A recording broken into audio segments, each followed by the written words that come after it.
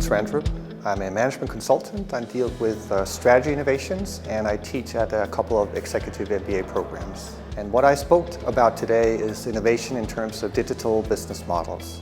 The next big thing in my area of expertise, which is strategic development and business innovation for the publishing industry, is the increasing digitalization of media and how different customers are using digital media in order to consume things like books, articles, music and other media formats.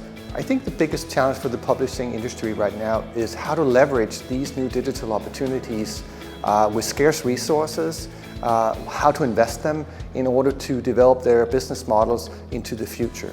The problem is that there's a lot of new technological options that consumers are looking to for new content, and the publishing industry has been a traditional industry stuck in certain ways of doing things, and in order to shift gear, they'll have to innovate their business models in order not to lose market share to newcomers.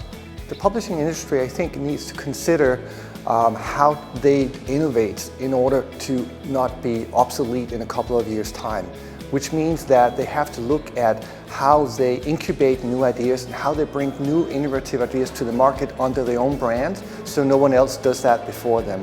And secondly, they're challenged also with funding the needs of these new ideas, bringing them to market. They don't have a lot of money, but they will need funding in order to develop new platforms, and if they don't provide the money, someone outside the industry will do that. The type of conference within the industry is really important, especially in a time where things are changing, because we know we need inspiration from the outside. We need to talk amongst each other in order to find our way into the future. And if we don't do that, someone else will do that for us. So it's really important to get together, to know what's happening, to see the way forward, to get inspiration from inside our own industry, but also to look outside our industry to adjacent industries, so we are not blind for what's going to hit us in a few months or a few years' time. The key takeaways from my speech about successful innovative business models is that many new models that succeed in adjacent industries are aggregating models, which means that the successful players are aggregating content and delivering them in multimedia blended formats of different types of media.